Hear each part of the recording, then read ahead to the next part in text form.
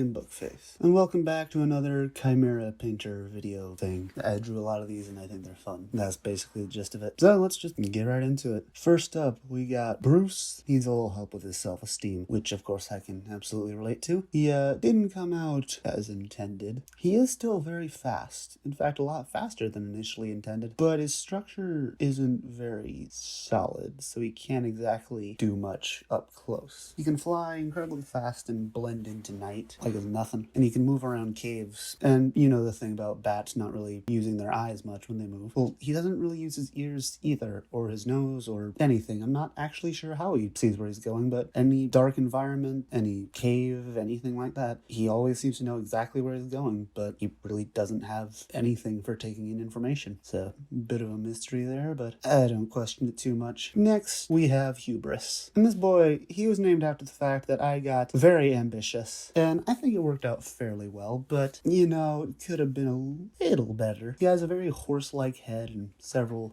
jutting out bones for defense, and they work pretty well. They can actually extend and become a full-on shield if he wants. His eyes are large enough that he can see very well at night, but unfortunately, it kind of backfires a bit in the daytime, making him nearly blind and very damaging his eyes. He's very quick and agile and very good at close-up combat, unlike Bruce.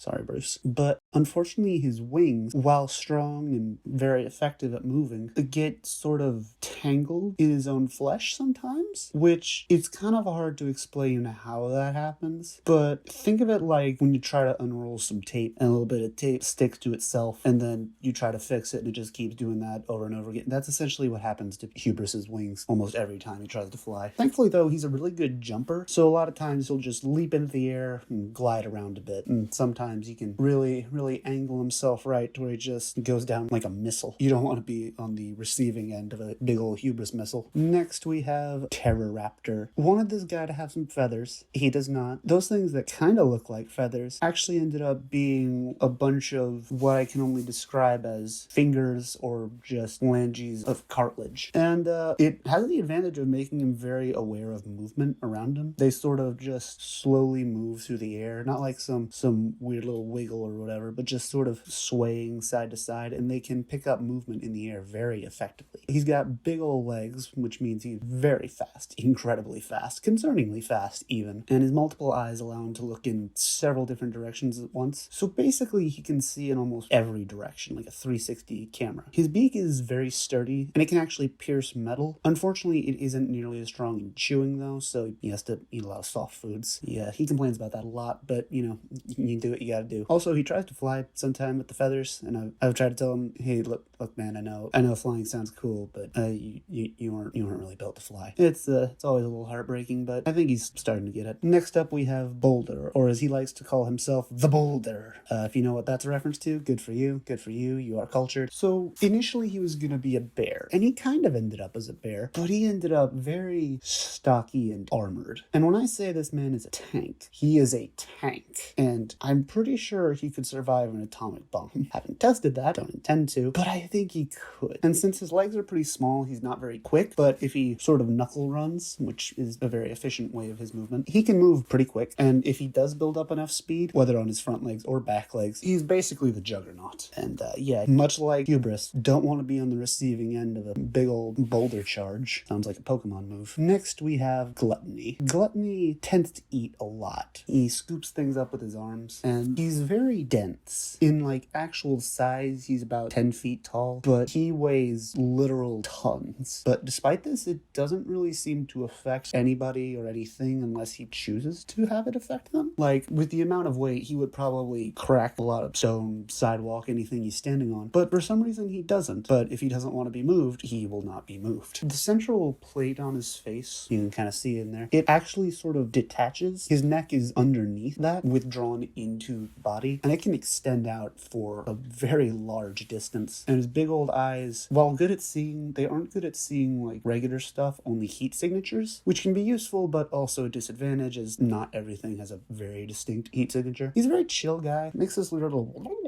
kind of noise every now and then. Next, we have meetachew. So I know what you're thinking. No, this was not intended. So initially, this boy was gonna be just this little kind of dude, nothing too crazy. But then it just sort of started turning into something that looked very Pikachu-esque. I tried to change it up a bit, but it defied me somehow and just kept becoming more and more Pikachu. And the more I tried to change it, the more it both tried to become Pikachu and failed to become Pikachu, which is where some of the flaws come in. He does manage to have a bit of electrical abilities, but not like firing these powerful lightning bolts. But if he touches you, he can control the electrical current in your body and just basically cause these spasms throughout your body. And if he actually puts in enough focus, he can sort of make your brain just kind of shut down for a second. You pass out. So it's a little intimidating. He's about the size of a small dog, and he's not too fast, but he skitters on all fours. It makes people really uncomfortable. He always tries to make this kind of Pikachu sounding noise, but it always comes out very, very deep and gurgly. Next, we have Brother.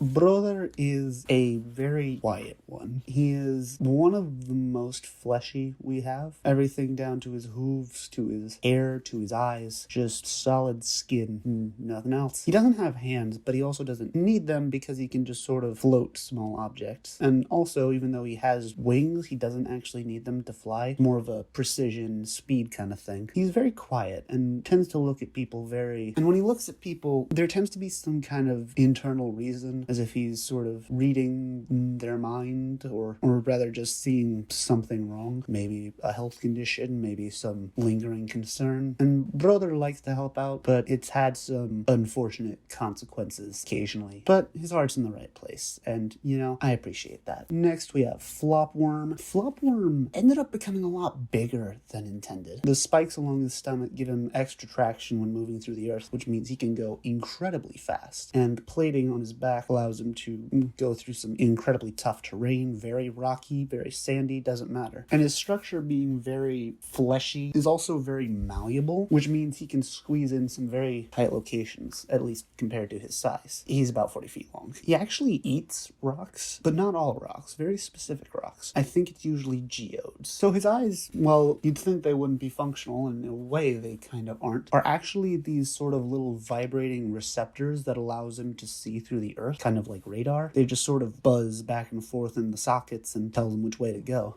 He likes to surprise people, which, much like Brother's assistance, has had its unfortunate consequences, but he will often just burst out of the earth and be like, surprise! And, having to teach him to not do that, but I did the same thing a lot. Next, we have Daniel. I'm not entirely sure what happened. Essentially, there were a bunch of leftover pieces, and I wanted to see what I could make, putting them all in different spots. And what I ended up with is Daniel. A big, encircling mouth, a central eye surrounded by 2 ears, and then these 4 wings, which, much like Brother, aren't entirely necessary for it to fly. It just kind of hovers, but have these weird properties. If the wings make contact with a person or any other living thing, it can do one of 2 things. It can either heal small wounds or even larger wounds in certain circumstances, or it can work as a paralytic and take effect for any time from a couple hours to actual weeks. His sort of serpentine, wispy body just comes out of the earth. He's always tethered in some way back to the earth. I have questioned whether that's, necessary for him to show up or if it's just a preference. But for right now, I'm not going to question it. Gotta make sure he doesn't encounter too many people. And then finally, we have the magic conch. Now, magic conch, as you'd expect, is very good at foresight. He can tell the future to a limited extent. Essentially, he sees possibilities and options. He can't tell you exactly what's going to happen, but he can give you a pretty good idea. Unfortunately, he only speaks in riddles, which you might think, oh, that's not very good for something that predicts the future. It's not good for something you want to talk to in general. He's got a small mouth, and he used that to eat,